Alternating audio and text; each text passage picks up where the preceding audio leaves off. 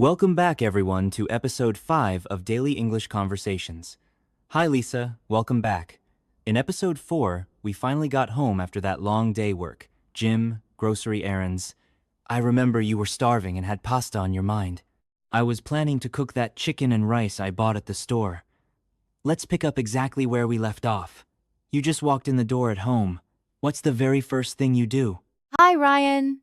Hi, everyone watching and listening.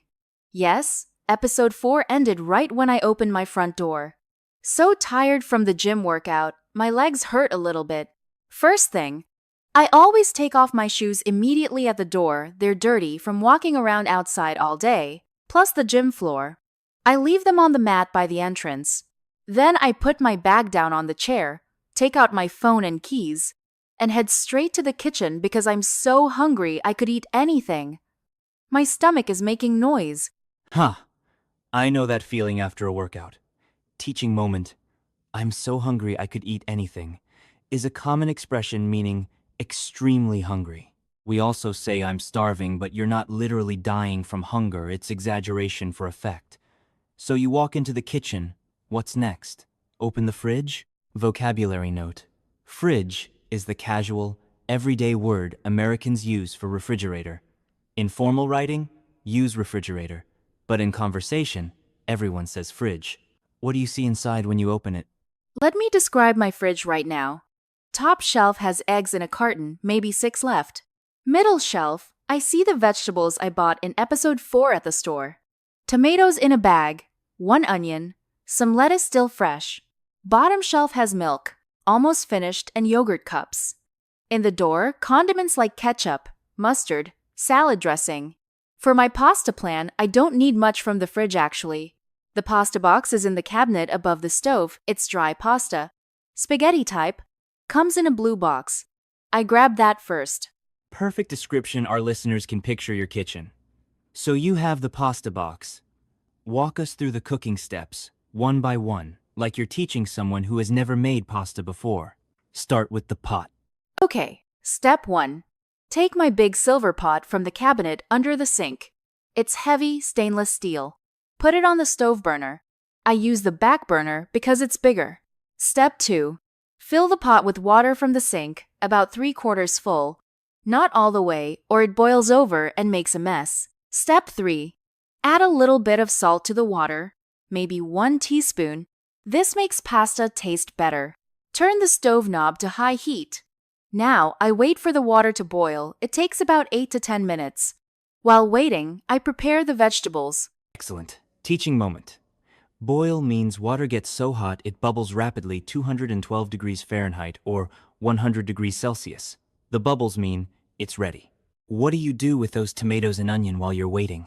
I take the cutting board, mine is plastic, white color, and a sharp knife from the drawer. Wash the tomatoes under cold running water first to clean them. Then I cut them in half, and then into small cubes, not too tiny. Put the pieces in a bowl. Next, the onion. Peel off the brown skin, throw that in the trash. Cut the onion in half, then slice it thin. Quick tip: onions make your eyes water and sting. I learned to cut near an open window or under the kitchen fan to blow the smell away. Put onion pieces in the same bowl with tomatoes. Sometimes I add a little garlic too if I have it. Smart. Garlic adds great flavor. So now your water is boiling, vegetables are chopped and ready. What's next in the pasta process? The water is bubbling like crazy now, very hot. I open the pasta box, take out a handful enough for 1 person, about 1/4 of the box. Drop it carefully into the boiling water. Don't splash. Use a long spoon to stir it around so the pasta doesn't stick together in clumps. New word. Clumps means stuck together in chunks, not separated. The box says cook for 11 minutes. So I set the timer on my phone. While pasta cooks, I get a big pan, put it on the front burner, add 2 tablespoons of olive oil. Heat the oil on medium, then add my chopped tomatoes and onions. Stir with a wooden spoon. They cook and get soft, smells amazing. Add salt, black pepper, maybe some dried herbs like basil from the spice cabinet. Wow, you're multitasking like a professional chef. For my chicken and rice dinner from episode 4, I do something similar. Let me share my process. I take the chicken breasts from the fridge. I bought 2 pieces at the grocery store, remember? I rinse them under cold water in the sink, then pat them dry with a paper towel. Teaching point. Pat dry means gently press with a towel to remove water, not rubbing hard. Then I season them. Sprinkle salt, pepper, and garlic powder on both sides. Meanwhile, my rice is already cooking in the rice cooker. I wash the rice first in a bowl under water, 3 times until the water runs clear. Then put it in the cooker with 2 cups of water. Press the button. Takes 20 minutes automatically. I love rice cookers. Makes it so easy. What about the chicken? Oven or stove? Stove pan for me faster. I heat a large frying pan with a little vegetable oil over medium-high heat. When the oil is hot and shimmers, I carefully place the chicken breasts in the pan. Vocabulary. Shimmer means the oil looks wavy and shiny from heat, almost like it's moving. Cook about 6 to 7 minutes on the first side without moving it, so it gets a nice golden brown color. Then flip it over with tongs or a spatula. Cook another 6 minutes on the other side. I check the inside should be white, not pink.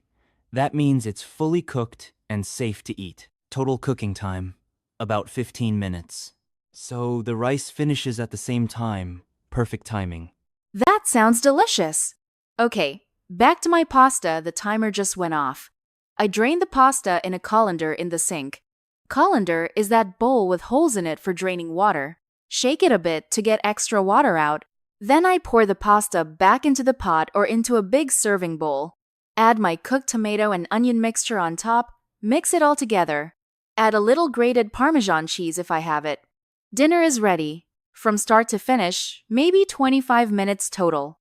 I eat right away while it's hot, sitting at my small kitchen table. Both of our dinners are ready. Eating at the table is good. Do you clean up right away or wait until later? I try to clean immediately. My mom always taught me that. If I wait, the dishes get harder to clean because food dries and sticks. So I rinse my plate under hot water, scrub it with a sponge and dish soap. Wash the pot, the pan, the cutting board, the knife. Put them in the drying rack or dry with a towel and put away. Wipe down the counter with a wet cloth. Make sure no tomato seeds or onion pieces left. Sweep the floor quick if I dropped anything. Takes about 10 minutes. Then the kitchen looks clean and organized again. Excellent habit. Habit means something you do regularly, automatically, like brushing teeth. Can be good habits or bad habits. I do the same clean as I go. Now let's talk about the rest of the evening after dinner is done and cleaned up. What time is it now? Around 7:30 or 8 p.m. Yes, about 7:45 p.m. usually. I'm full from dinner, feeling relaxed. I go to the living room couch, sit down with my phone. First thing, I check my email inbox. Sometimes work emails come in late. My boss sends messages after hours, maybe 2 or 3 new emails. I read them quick, see if anything urgent. Usually just reminders about tomorrow's meeting or schedule changes. I reply if necessary, keep it short. Got it? Thanks. Or see you tomorrow. Then I check personal emails from friends or family. My sister sent me photos of her kids today, so cute. Technology keeps us connected. After emails, do you browse the internet? Social media? Online shopping? What do you search for? Oh yes. I open Google and search random things. Last night I searched easy salad recipes because I want variety for lunches. I also searched cheap running shoes because mine from the gym are getting old and worn out. I click on shopping websites like Amazon, read reviews, compare prices. Sometimes I add things to my cart but don't buy yet, just thinking about it. I also check Instagram. Scroll through photos from people I follow. Watch a few short cooking videos. They give me ideas. This takes maybe 30 minutes. Relaxing time. I do the same thing. What about TV or streaming? Netflix, Hulu, YouTube? Teaching point. Streaming means watching shows over the internet, not traditional TV channels. You stream a show on your computer or smart TV. Do you have a favorite show or series? Yes. I love watching one episode of a comedy show before bed. Right now, I'm watching a sitcom on Netflix about friends living in New York. Very funny. Makes me laugh. Sitcom is short for situational comedy. A funny TV show, usually 20 to 30 minutes per episode. One episode is perfect. Not too long. I try not to binge watch. That's when you watch 4, 5, 6 episodes in a row and suddenly it's midnight. Binge means doing too much of something at once. Bad for sleep. I set a limit. One episode, then TV off. Smart boundary. Sleep is so important. What time do you start your bedtime wind-down routine? Wind-down means gradually relaxing your body and mind to prepare for sleep, like winding down a clock that's been running all day. Around 9:15 or 9:30 p.m., I start getting ready for bed. First, bathroom. Brush my teeth thoroughly. Top teeth, bottom teeth, back molars. Tongue too for 2 full minutes with mint toothpaste. Rinse with water. Then I wash my face with gentle face soap, cool water, pat dry with a towel. I also floss between my teeth, which I should do more often. Change from my day clothes into comfortable pajamas, soft cotton pants, and a t-shirt. Good self-care. Do you have any other wind-down activities? Reading? Meditation? Music? Yes, I have a cat. Her name is Luna. I play with her for about 10 minutes before bed. Throw a little toy mouse. She chases it. So cute and funny. It makes me happy and calm. Then I read a book in bed, usually a light novel or easy fiction. Nothing too intense or scary.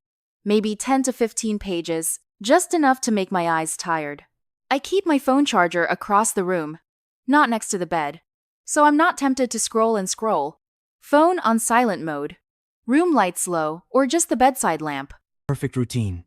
I have a dog, so I take him for one last short walk outside around 10 p.m. just around the block. 5 minutes. Fresh evening air, stars out, quiet neighborhood. He does his business. We come back inside. I give him water. He goes to his bed. Then I do similar to you. Brush teeth, wash face, read a few pages of a book. I also like to set out my clothes for tomorrow, so the morning is easier and faster. Lights off by 10:30 p.m., alarm set for 6:30 a.m., 8 hours of sleep. That's perfect. I'm usually asleep by 10:30 or 11 p.m. I feel the most rested when I keep the same bedtime every night. My body gets used to the routine. Get used to means become familiar with something through repetition. Wake up feeling fresh and ready for the next workday. And the whole cycle starts again. Exactly right, Lisa. What a great conversation covering the entire evening from walking in the door to turning off the lights. Our listeners learned so much practical vocabulary and real-life routine descriptions. Let's review a few key terms. Fridge, boil, clumps, shimmer, colander, habit, streaming, sitcom, binge, wind down. Practice using these words in your own sentences. And everyone, before you go, please like this episode, share it with your friends and classmates learning English, and subscribe to our channel for episode 6, where we'll talk about morning wake-up routines and getting ready for work. See you next time. Thank you, Ryan. Thank you everyone for listening and practicing your English with us. Keep working hard. You're doing great. Goodbye, and see you soon.